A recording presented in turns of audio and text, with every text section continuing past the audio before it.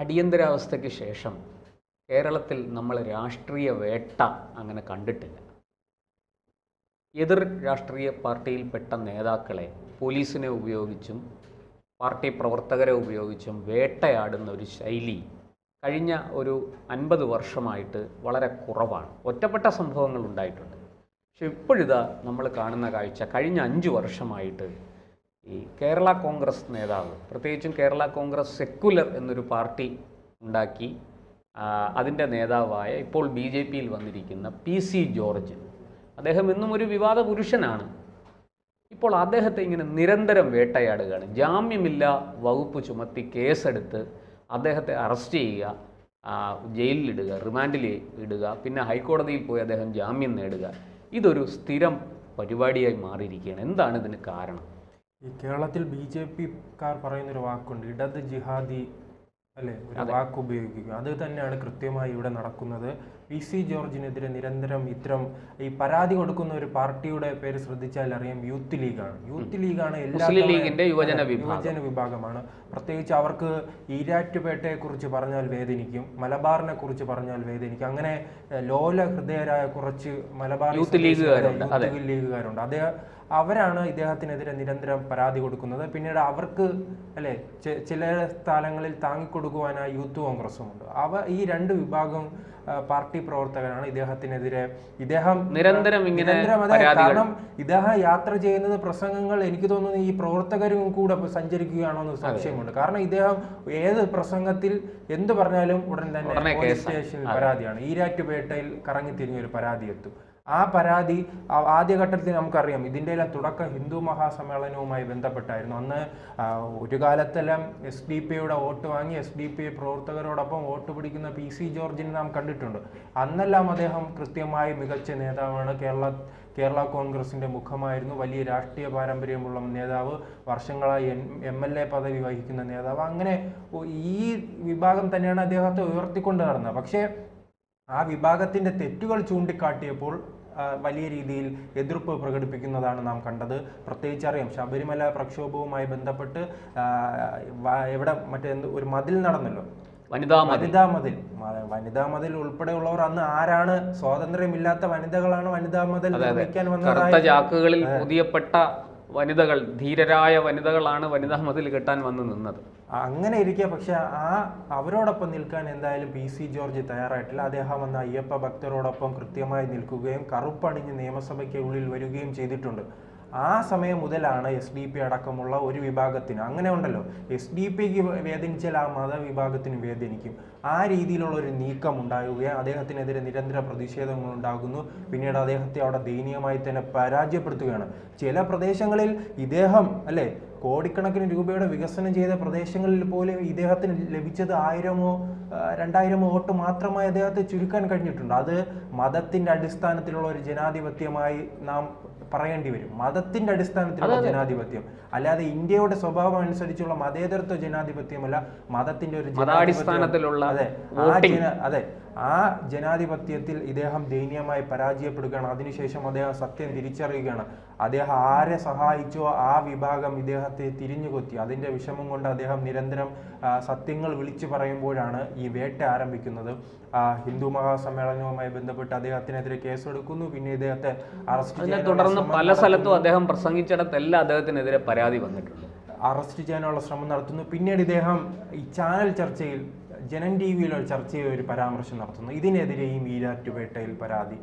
ഇതേപോലെ പിന്നീട് ഈരാറ്റുപേട്ടയിലെ ജനങ്ങൾ അപമാനിച്ചതായി ചൂണ്ടിക്കാട്ടി യൂത്ത് ലീഗ് പരാതി കൊടുക്കുന്നു. അങ്ങനെ ഓരോ പരാതിയിലും ഇദ്ദേഹത്തെ വേട്ടാടാനുള്ള ശ്രമം നടത്തുകയാണ്. പക്ഷെ അവർ വിചാരിക്കണം, ആ 30 വിഭാഗം മാത്രമല്ല, 30% മാത്രമല്ല കേരളത്തിലുള്ളത്. കേരളത്തിലുള്ളവർ വിചാരിച്ചാലും, കേരളത്തിലെ 70% പേർ വിചാരിച്ചാലും ചില കാര്യങ്ങൾ നടക്കുമെന്നത് കഴിഞ്ഞ നിയമസഭാ തെരഞ്ഞെടുപ്പ് കാലത്ത് നമുക്ക് കൃത്യമായി തന്നെ മനസ്സിലാക്കുമല്ലോ. കാരണം ഈ 2 തവണയായി, തുടർച്ചയായി തന്നെ 2 തവണയായി അതിന്റെ ആനുകൂല്യങ്ങൾ പറ്റുന്നത് LDF ആണ്. 5ാം മന്ത്രി പ്രശ്നവും പച്ച ബോർഡും പച്ച ബ്ലൗസും പച്ച ലഡുവുമായി ബന്ധപ്പെട്ട് 2011 മുതൽ 16 വരെ നിരന്തര വിവാദങ്ങൾ ഉണ്ടാകുമ്പോൾ അതിന് തിരിച്ചടിയായാണ് LDFനെ അവർ അധികാരത്തിലേറ്റുന്നത്. പക്ഷേ LDF പിന്നീട് വന്നപ്പോൾ അധികാരം മാറുകയും തങ്ങളുടെ തനിനിറം, അവരുടെ വോട്ട് ബാങ്ക് നാം പരിശോധിക്കുമ്പോൾ അറിയാം, കേരളത്തിലെ ഹൈന്ദവ ഭൂരിപക്ഷ വിഭാഗം തന്നെയാണ് അവരുടെ വോട്ട് ബാങ്ക്. അത് മറന്നുകൊണ്ടുള്ള ഒരു പ്രവർത്തനത്തിലേക്ക് അവർ മുന്നോട്ട് പോകുമ്പോൾ കഴിഞ്ഞ ലോക്സഭാ തെരഞ്ഞെടുപ്പ് കാലത്ത് വലിയ തിരിച്ചടി വാങ്ങിയിട്ടുണ്ട്. 2019-ലും 2024-ലും അതെ, തിരിച്ചടി അവർക്ക് ഉണ്ടായിട്ടുണ്ട്. അങ്ങനെ തിരിച്ചടി ഉണ്ടാകുമ്പോൾ ഇവർ വലിയ രീതിയിൽ മാറ്റങ്ങൾ വരുത്താനുള്ള ശ്രമം നടത്തും. അങ്ങനെ ഒരു മാറ്റങ്ങൾ വരുത്തുവാനുള്ള ശ്രമം ഇപ്പോൾ നിലവിൽ നടക്കുന്നുണ്ട്. അങ്ങനെ മാറ്റങ്ങൾ വരുത്തുവാൻ ശ്രമിക്കുമ്പോഴും ഈ വലിയ രീതിയിലുള്ള ഈ മലബാർ മേഖലയിലെ സീറ്റുകളെ കരുതിയാണ് ഇവർ പല വിട്ടുവീഴ്ചയ്ക്കും ശ്രമിക്കുന്നത്. അങ്ങനെ വിട്ടുവീഴ്ച നടത്തേണ്ട ഒരു കാര്യമില്ല. ഇവിടുത്തെ 70% വരുന്ന വിഭാഗം തങ്ങളോടൊപ്പം നിൽക്കുമെന്ന് അവരെ 2016-ലും 2021-ലും തെളിയിച്ചു കൊടുത്തതാണ്.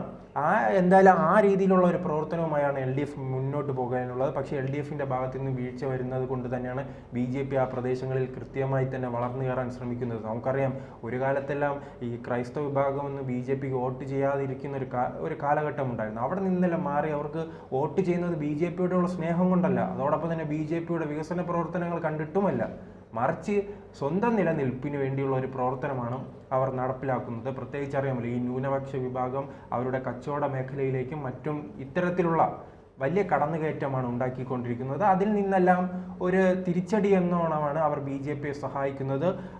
ആ തിരിച്ചടിയുടെ ഒരു ബലം തന്നെയാണ് ഇവർ PC ജോർജിനെ നിരന്തരം വേട്ടയാടുന്നത് കൊണ്ട് തന്നെയാണ് PC ജോർജും അദ്ദേഹത്തിൻ്റെ മകനും ഇന്ന് BJP പാളയത്തിലെത്തുകയും ഇവിടെ ഇപ്പോൾ കൃത്യമായി പ്രവർത്തിക്കുകയും ചെയ്ത ഒരു പരിധിവരെ നോക്കി നോക്കുക. വഖഫ് ഭേദഗതി ഇദ്ദേഹത്തിൻ്റെ മകൻ്റെ ഒരു സംഭാവന, അതുമായി ബന്ധപ്പെട്ട് കേരളത്തിലെ പൊതുസമൂഹത്തിൽ വലിയ രീതിയിൽ ആ വിഷയം ചർച്ചയാക്കാൻ ഷോൺ ജോർജിന് കഴിഞ്ഞിട്ടുണ്ട്. പ്രത്യേകിച്ച് എറണാകുളം ജില്ലയിൽ BJPക്ക് ഒരു പോസ്റ്റർ ഒട്ടിക്കാൻ പോലും ആളില്ലാത്ത സ്ഥലങ്ങളുണ്ട്. ആ സ്ഥലങ്ങൾ, അങ്ങനെ ഒരു സ്ഥലം കൂടിയാണ് ഈ മുനമ്പത്തെ ന്യൂനപക്ഷങ്ങൾ വലിയ നേതാവിന്റെ മണ്ഡലമാണ്. ന്യൂനപക്ഷങ്ങൾ വലിയ രീതിയിൽ തിങ്ങിപ്പാർക്കുന്ന ഒരു ഇടം കൂടിയാണ് മുനമ്പത്ത്. BJPയുടെ മുൻപുള്ള വോട്ടിംഗ് ഷെയർ പരിശോധിച്ചാൽ മനസ്സിലാകും അവിടെ എത്രത്തോളം BJPക്ക് സ്വാധീനമുണ്ടെന്ന്. പിന്നീട് കോൺഗ്രസിനെ, കമ്മ്യൂണിസ്റ്റിനെ 2016 മുതലാണ് BJPക്ക് അവിടെ കാര്യമായിട്ട് വോട്ട് കിട്ടിത്തുടങ്ങിയത്. എന്തെങ്കിലും ഒരു പുറത്തു പറയാൻ കൊള്ളാവുന്ന തരത്തിൽ എണ്ണത്തിലുള്ള വോട്ട് കിട്ടിത്തുടങ്ങിയത് 2016 മുതലാണ്. അല്ല, അത് BJPയുടെ മറ്റ് ശക്തി കേന്ദ്രങ്ങളെ അപേക്ഷിച്ച് നോക്കുമ്പോൾ വളരെ ചെറുതാണ്.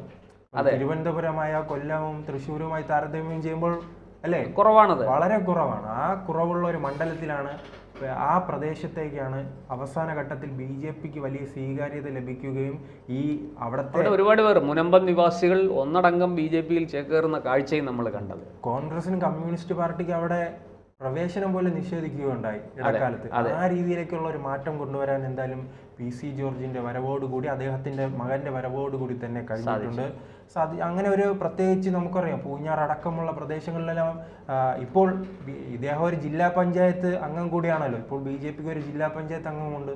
ആ രീതിയിലുള്ള കൃത്യമായ പ്രവർത്തനങ്ങൾ പോകുന്നു. അങ്ങനെ ഒന്നുമില്ലാത്തൊരു നേതാവല്ല ഷോൺ ജോർജ്. അദ്ദേഹം ജില്ലാ പഞ്ചായത്ത് മെമ്പറാണ്. അദ്ദേഹം ജില്ലാ പഞ്ചായത്ത് മെമ്പർ എന്ന് പറയുമ്പോൾ ഒരു പകുതി MLA കരുത്തുണ്ട് ആ പ്രദേശങ്ങളിലേക്കെല്ലാം. അതിനെല്ലാം കാരണം ഇത്തരം പ്രശ്നങ്ങളാണ്.